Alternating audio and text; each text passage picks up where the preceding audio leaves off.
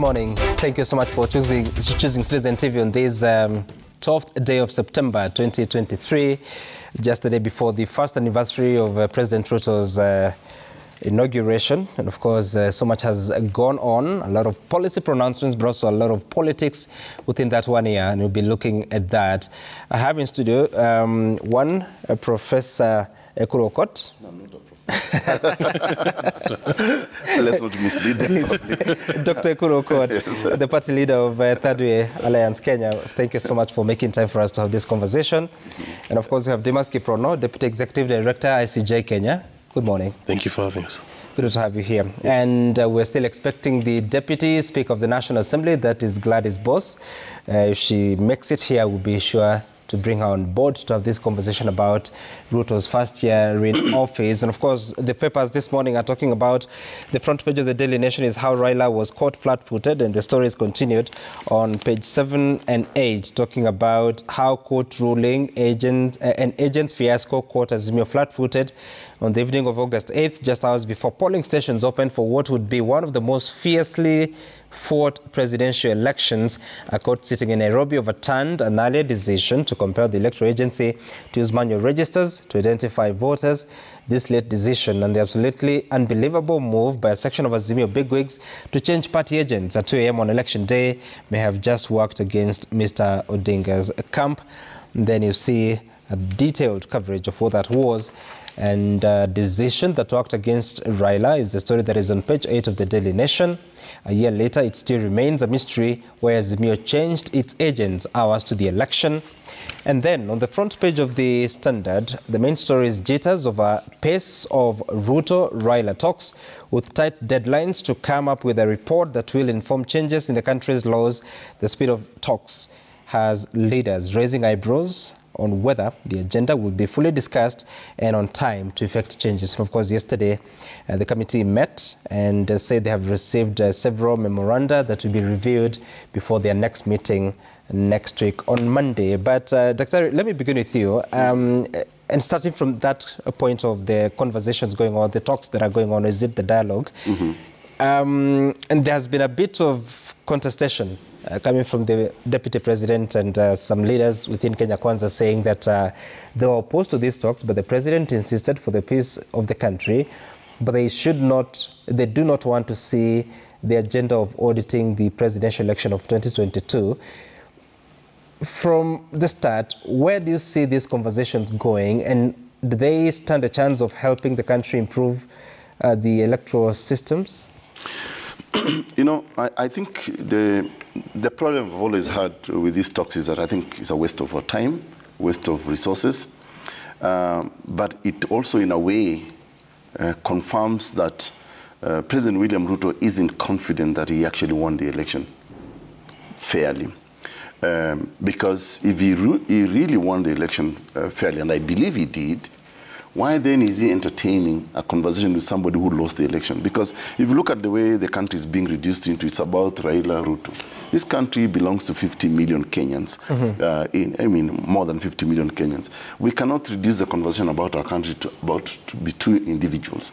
And I think if I was President William Ruto, I will tell this other side of the opposition, if you really have a problem with my leadership, there is a platform in Parliament where you can actually bring a motion of censure or impeachment on my presidency, because Azimio ran away from addressing some of the most fundamental issues.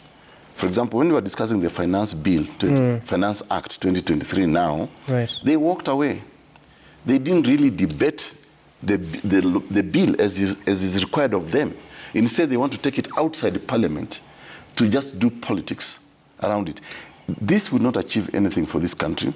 I think if President William Ruto, KK administration, should be able to implement what they promised Kenyans. And I think now, as we go into 1 year of the anniversary of this government, Kenyans are reminded of those political promises. And one of those things, one of those phrases I remember Kenyans are talking about, and I wish Shole was here to defend the government, is President William Ruto saying that nikieka Biblia chini, this will happen. By due date, this will happen. By due date, this will happen. This hasn't happened. Right now, what we are seeing is more politics. He is back on the campaign trail. He is back on top of those motor vehicles. I think they should be sitting down right now and actually implementing what they call the plan. We are not seeing that. And I think that's the expectation most Kenyans have, that is government actually living up to, President William Ruto living up to what he promised Kenyans. For example, we hear things like cost of living will go down, cost of electricity. Things have gone up. I mean, that's the reality. The hustlers are suffering. This was supposed to be a hustler government, therefore, meaning let's address the issues that actually concern the man and woman down there. This isn't happening, Gituku, and let's not lie to each other. Instead, what I'm seeing is a lot of public relations, PR exercise.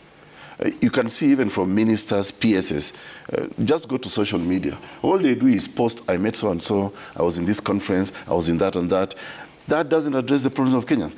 Now Kenyans are also questioning, I think I saw it yesterday, that the cost of travels, both local and international. And the question then is, what really is the value of all these international travels? Because one of the things that I recall, Deputy President Gachagua consistently saying that they inherited empty coffers, that there was no money, government was broke. But then how are you broke when you're actually overspending, both in terms of, all these travels we can see, but also enlarging government. It was the same administration that came up with these illegal positions of chief administrative secretaries. In fact, I don't even know, are they in office really? At the moment, they are not, because, of course, the High Court gave that decision. Well, that's what we know, that there is a High Court decision. But as to whether they actually occupy space in the ministry or not, it's not clear. And I think the president needs to come out clear and tell Kenyans, okay, after the High Court decision, I abandoned the idea of chief administrative secretaries. That was expanding government. You have positions like Prime Cabinet Secretary. They are alien to the Constitution of Kenya.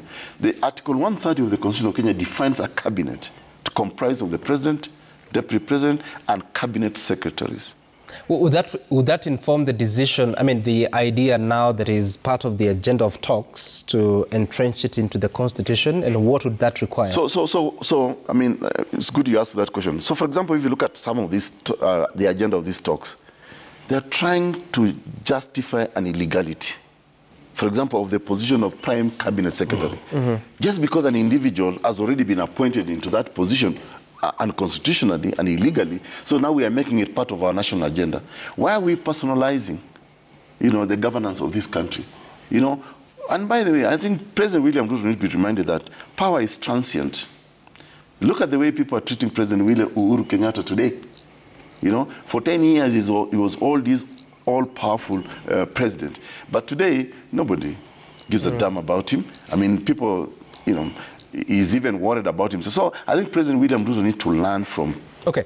Before I hear from Dimas, so you said that the position of Prime Cabinet Secretary is unconstitutional it is. And illegal. Yeah. Can you say that, or the court has to pronounce itself on that? No, I don't need court to pronounce that. I just need to read Article 130 of the Constitution of Kenya. What is a cabinet? And then, over and above that, Tuku, that position is not there in the Constitution. And I wish, I mean, I'll look for let me try and see whether I can get a copy of the Constitution. But it's clear. I mean, I don't even need to think about it. And then, over and above that, there is this co-option of some strangers into the cabinet. It goes against executive, history. That, in cabinet, there are secrets that are being discussed, government discussed. So if you bring in people who are not part of the government into those meetings, you're actually violating the Constitution. And the paradox of it is that a president is sworn in to protect and uphold the Constitution. But we have seen a violation of that Constitution happening almost immediately by appointing people who are not within the Constitution, by co-opting people who are not part of the cabinet into the Constitution. So I think, for me, these talks are trying to... Actually, these talks is BBI too. I know William Ruto was opposed to BBI or was reluctant to openly come out to support BBI. Right. But what we are seeing at Bomas is actually BBI to reintegrate. Okay. Okay. I'll come back to you. Dimas, talk to me about, because when you look at the agenda of the talks, there has been all this contestation. Should we discuss what Azimio is saying? Should we discuss what Kenya Kwanza is saying? But eventually when they asked the technical team to look into the agenda and iron out the hanging fruits or whatever was hanging, they just put the agenda together and actually added some 2 items. That is on the funds that needs to be entrenched into the constitution apart from NGCDF. There's the one on a Senate Oversight Fund and also the one for National Government Affirmative Fund. Yes. So when you look at it, is it an agenda that is worth the attention of the country, but also it looks like it might lead to constitutional changes or amendments? What path should that follow?